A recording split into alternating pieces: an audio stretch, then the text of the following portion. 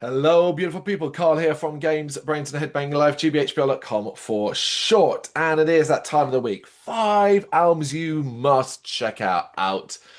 This week, we begin with Volbeat, who've released their much-anticipated ninth album, God of Angels Trust, via the longtime label Vertigo/Universal.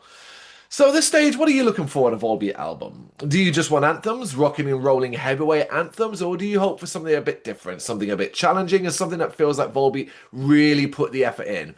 Well, I have good news and bad news. On the one hand, this is the best Volbeat album in some time, in my opinion, the most complete sounding album they've done in a while, and on the other hand, it is Volbeat through and through, mostly, as recognisable as ever, to the point where some tracks kind of lack freshness, but are still thoroughly enjoyable. After all, Volbeat do anthems, and anthems in their own inimitable way.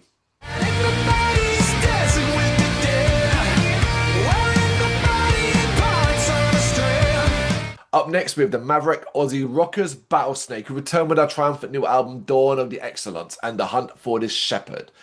Heavy metal with fantastical storytelling aspects. Battlesnake's new album was all kinds of weird and all kinds of wonderful, and most will be captivated by it, provided there is a willingness to open the mind and experience something quite unique. Where classic metal soundscapes meet eccentric, progressive, and psychedelic flair, you'll find Battlesnake in those areas. So expect to be challenged, but you will have a great time with it.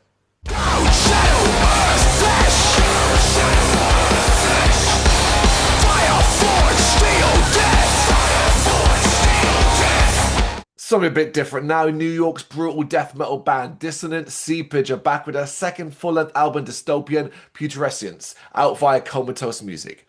On days where you just want to hear something savage, something angry, something that is downright primordial, you can always rely on a band like Dissonant Seepage to deliver all the fury and hate that you desire, often off nothing more than a slab of garish viciousness where nuance has been thrown in the garbage and the goal is to simply leave the listener feeling like they've been beaten bloody and left for dead.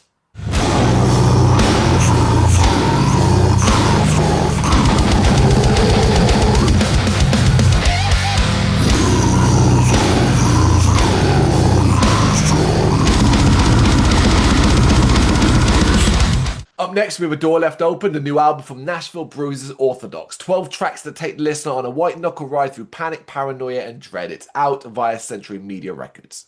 It is a contender for the most extreme album of the year. Orthodox's new record is mean, the sonic equivalent of a violent assault, one with purpose. It punishes the mind, body, and soul from the start, and aside from flashes of flair, and even those moments are rooted in aggression, this one brutalizes.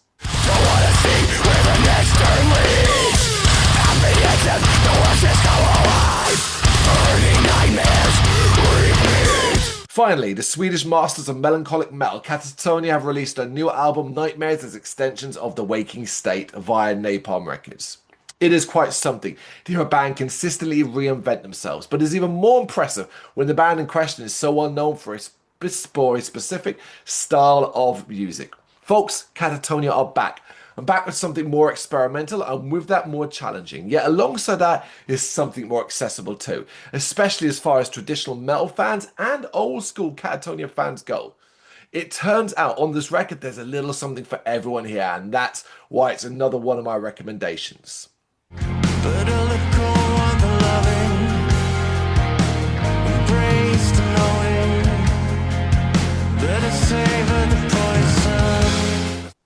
5 albums, 5 bangers, 5 varied listens. You gotta check them out. Let me know what you think in the comments. Thank you very much for watching. If you've enjoyed what you've seen, please consider hitting that like and subscribe button. It does help us out. You can find us at gbhbl.com and across all social media platforms. And if you really want to give us a bit of extra support, please consider buying us a cup of coffee over on our coffee page. Thank you.